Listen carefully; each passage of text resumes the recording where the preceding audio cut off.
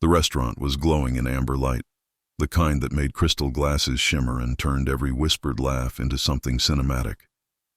Alexander Reed sat at the corner table, his wristwatch gleaming as he checked the time for what felt like the 50th time that evening. He was a CEO, a man who'd built an empire from sleepless nights and relentless ambition. To most, he was the picture of success, powerful, confident, untouchable. But inside he was exhausted, not from work but from the emptiness that money could never fix. His assistant had convinced him to go on this blind date, saying, "You need something human in your life. Alex, something real." He'd agreed just to prove her wrong. When the door opened, he looked up and almost missed her. She wasn't like the women who usually showed up for him, all designer bags and sculpted perfection. She hesitated at the entrance, clutching a small purse, wearing a plain blue dress that had seen better days. Her hair was tied back in a loose knot, wisps escaping to frame her tired but kind face. She looked lost, and yet there was something about her presence that quieted the noise in his head. She spotted him, smiled nervously, and walked over.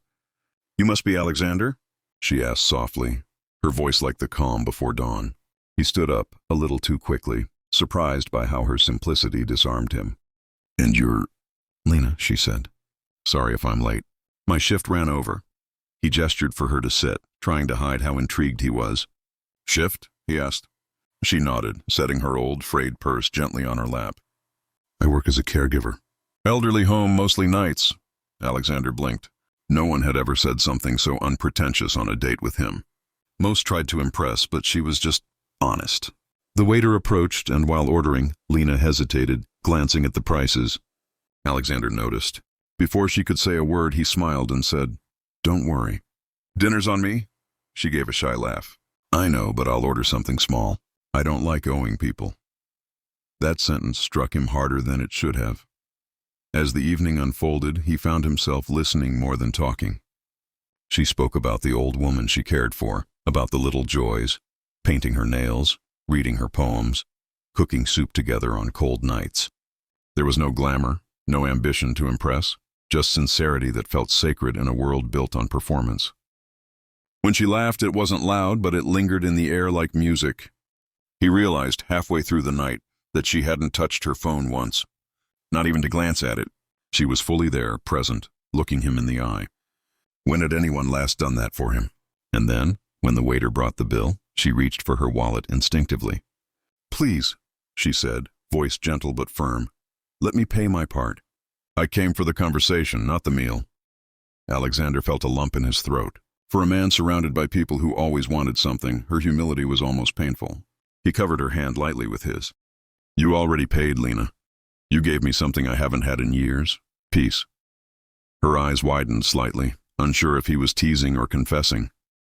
But his face was soft, sincere, unguarded for once. When they stepped outside, snow had begun to fall. Lena looked up, smiling as flakes landed on her lashes. "You'd think snow would feel lonely," she murmured. "But I think it's just the sky trying to touch the earth." Alexander stood beside her, watching the woman who'd walked into his world with nothing but honesty, and realized she'd brought everything he'd been searching for. "Can I see you again?" he asked quietly. She hesitated, eyes flicking up to meet his. "If you want someone simple, someone who still takes the bus and works double shifts, then yes," she said, almost apologetically. He smiled, shaking his head. "I've spent years surrounded by everything money can buy. I think I'm ready for something it can't."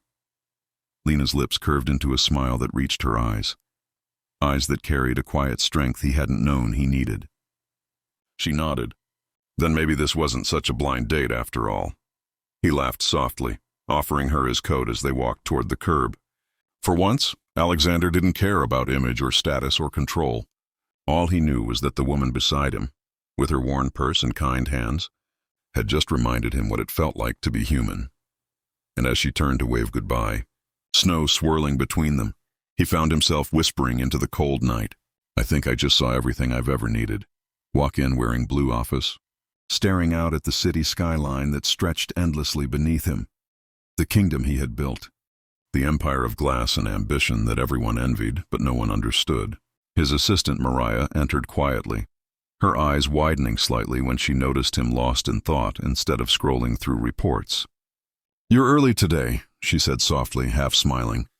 "Or did you even go home?" He turned to her, a faint smile tugging at his lips. "I did.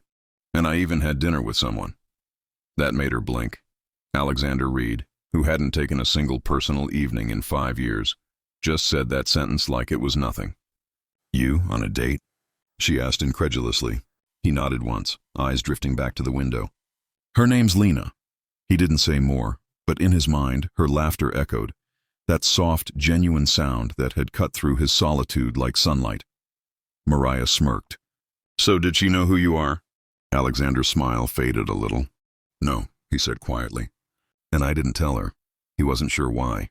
Maybe because for the first time in years, he didn't want to be Alexander Reed, CEO of AR Holdings.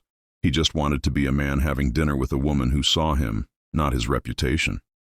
He spent the day pretending to focus on contracts, but his thoughts kept drifting back to her. The way she'd looked up at the snow, her words about the sky touching the earth. He found himself opening his phone, scrolling through contacts, hesitating before finally typing a message. "Coffee? Same place?" Then deleting it. Twice. By the time evening came, he had made a decision. If fate wanted him to see her again, it would happen naturally. Fate apparently didn't like to wait. That weekend, Alexander had to visit the city hospital to deliver a charitable donation from his company's foundation. Cameras were flashing, board members surrounding him. Everything rehearsed and polished, until his eyes caught someone down the corridor. Lena. She was helping an elderly man into a wheelchair, her hair tied back, her uniform neat but simple. She hadn't seen him yet, too focused on her work. Watching her there, moving with patience and care, he realized what made her different. She didn't serve people for recognition. She served because she wanted to. Without thinking, he walked closer. She turned and froze. For a second, her expression flickered between confusion and disbelief. "Alexander?" she whispered. Then her eyes caught the small crowd, the cameras, the hospital director beaming beside him, and realization dawned. "You're the Alexander Reed?" she asked softly, voice barely above a breath. "The one whose name was on the donation plaque, whose company owned half the city." He looked almost embarrassed, scratching the back of his neck. "I was going to tell you," he said quietly. Eventually, her lips parted in a small, sad smile. "You didn't think it mattered?" He shook his head. "I just didn't want it to change how you looked at me." She glanced down, her fingers fidgeting with the hem of her sleeve. "You think too highly of me," she said gently. "But I'm not afraid of who you are, Alexander. I'm just afraid of what comes with it." Her honesty cut through him. Before he could reply, a nurse called her name, and she excused herself, leaving him standing in the hallway surrounded by people who suddenly felt like strangers. That night, Alexander couldn't sleep. He replayed every word she'd said, afraid of what comes with it. For a man who had conquered boardrooms and billion-dollar deals, he suddenly felt powerless. He had no strategy for this kind of loss, the quiet kind that came from realizing someone might walk away, not because you hurt them, but because your world was too different from theirs. The next day, he did something no one expected. He went back to the hospital alone. No cameras, no entourage. He waited in the break room with 2 coffees in his hands until Lena appeared. "You came back?" she asked, surprised. He handed her 1 cup. "You didn't finish your sentence yesterday," he said softly. She took the coffee, smiling faintly. "You're persistent." He nodded. "I've been called worse." There was silence, but it wasn't awkward this time. It was full of something fragile, but alive. Lena sighed, sitting across from him. "You live in a world where everything shines. I live in one that barely gets light. You think we can meet in the middle?" Alexander leaned forward, his eyes gentle but unwavering. "Maybe that's why we're supposed to try. Because you remind me what light actually means." Her breath caught slightly, and for the first time she didn't look away. As weeks passed, he kept visiting, sometimes under the pretense of donations, sometimes just to see her.